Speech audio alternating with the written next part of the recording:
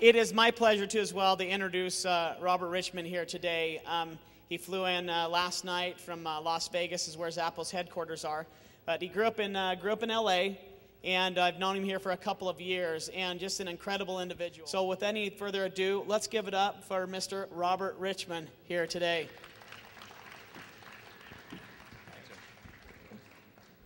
All right. What I'm really here to share with you is something that may not be on your radar. Something that I actually believe is going to be obvious in a matter of years to everyone. This is a factory scene, turn of the century. Now, these were pretty hard times cranking out widgets in factories and just driving people like slaves. And then at one point, somebody said, you know what I'm going to do? I'm going to give people breaks. I'm going to give them a little time away to chill out, relax. And that idea at the time was completely crazy. Nuts. We are ingrained in it with our school breaks, with work breaks, with lunch breaks. It's part of our culture right now. But back then, the idea of giving people free time, people said, you're paying people not to work. You're not getting more widgets out of them. How could you do that? This is the stupidest business move ever. And yet, what happened? The guy who tried that had less injuries, had higher morale, and in the long run, not the short run, definitely not the short run, but in the long run, ended up more successful and outputting more widgets. We started by trying to sell shoes online in 1999. Now, I don't think you can imagine how hard this is to do, considering in the 90s, it was hard to convince people to buy anything online. I'm actually going to show you a video of that contrast of going to that scrappy startup with a huge goal and a video that shows you kind of where we are at in our culture today. And this is one of many videos that we create as part of our culture. So here we go.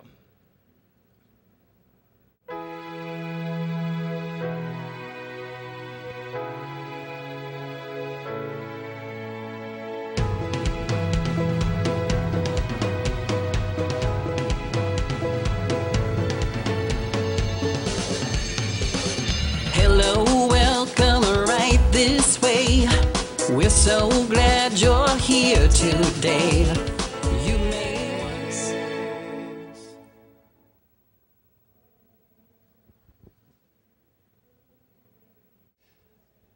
So that's the culture now, being thousands of people, a warehouse facility right next to UPS that's 17 football fields big, and expanded into clothes, handbags, accessories, housewares, camping gear. This is some of the things that you'll see in our office. Conference rooms that are each completely unique and different. Play areas. Everybody gets to decorate their area exactly how they want. Complete total expression. This is our CEO's desk. Exactly like everybody else's. His is actually a little smaller than mine. And as you can see, there's no door there. Some people believe in having an open door policy to your office. We have a no door policy. Just walk right up.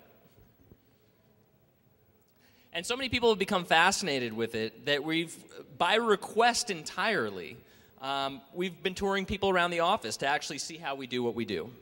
And 1,200 people came in January alone this year. And this is something that they're saying after the tour. Everyone was so friendly. I've never walked into a place with so many happy people other than Disneyland. And I couldn't believe we were able to beat this one with this. Zappos is truly the happiest place on earth, and I've been to Disneyland many times. Loved the wonderful atmosphere, made me want to work for Zappos. If you're going to remember anything from this presentation, I hope it's this. I hope it's this quote right here. This really sums it up. I learned this when I was working on tribal leadership. Culture eats strategy for breakfast. Anything that you have a plan for to say, this is my strategy, this is what I'm going to do, the culture will win every single time. A thought I'd like for you to consider is that culture is a way of being. Everything that we're talking about before that and everything that we consider business to be is a way of doing, how we do things. It's a process. That's what business, but that kind of core behind it is that way of being. It's that way you feel when you interact. It's that way you feel when you even see the Apple logo or go into the Apple store. There's a certain feeling that comes over you when you're talking to people in that organization. So that's how deep I believe culture really goes. So culture is something that's so invisible, like air and all around us and everything. But there is what we found to be a DNA of culture. The code that's driving the way of being, that drives how we're doing things, which ultimately drives the business results. And that's the core values. Have you ever seen this on a corporate wall? That these are our values: honesty, integrity, team, responsibility, quality. I would actually venture to say that some of these aren't even values. We personally believe integrity. If you don't have integrity, you don't have any values because you're not in alignment with them. Values don't change. Values you live no matter what. So if you don't have integrity, you don't have any other value. So we don't include it as a value. Honesty. What's a boss saying when they have honesty as the core value they want you to know? You're coming to this organization, I want you to know we value honesty. Yeah. You're saying, I think you might steal the office supplies if I don't tell you to be honest. If I don't explicitly say be honest. I think you might lie. I think you might cheat. It's inherently going into the entire assumption that we have to manage people on this moral level because they're inherently bad.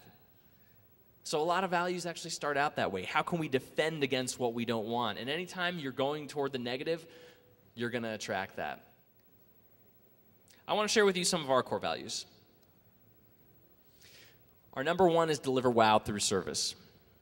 The interesting thing that people don't always recognize with this is that the word customer is not in here. Meaning we don't go for wow only when the customer's on the phone.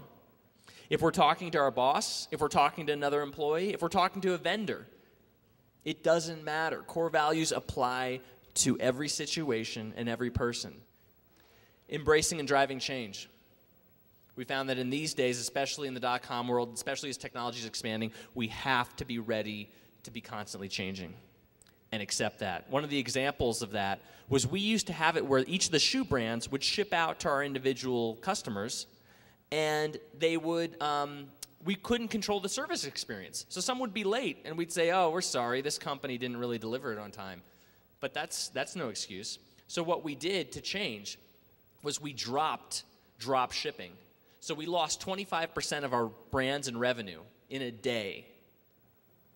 Create fun and a little weirdness. This is pretty much everywhere that you see in Zappos. I don't even have to show you examples. I've shown you plenty of those. Be adventurous, creative, and open-minded. Pursue growth and learning. What we found is that if you invest the time for people to learn, you've got a lifetime employee there. Because that's one of our big motivators. People think it's money. But what people really want to do is grow. People really want to do is learn. And the value of having values, no huge rule books. The values are what makes the decisions. You got a tough decision?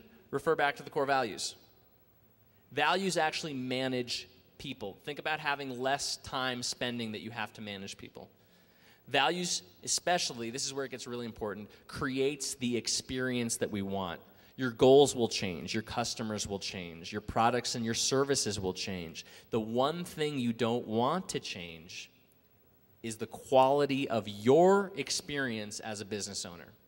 That's the thing that you want to be that wow, awesome level the whole time. Is that this is somebody who went through one of our boot camps, and when he created the changes in his life, said the positive changes didn't stay at the office alone. My wife immediately noticed the change in me at home. Instead of coming home exhausted from the day and needing some me time, I'm energized from my successes of the day and energized to see my family. Because what we're doing with Zappos Insights is we want to create more and more people like Chris who are happy to go to work, happy to come home, happy every single day. Because imagine a CEO like yourself who feels that way and the impact they're going to have on all their employees. And what happens when all those employees go home. And what's going to happen with their spouses and with their kids when you've got people coming home from work totally happy. This is our method to change the world. This is our truly higher mission.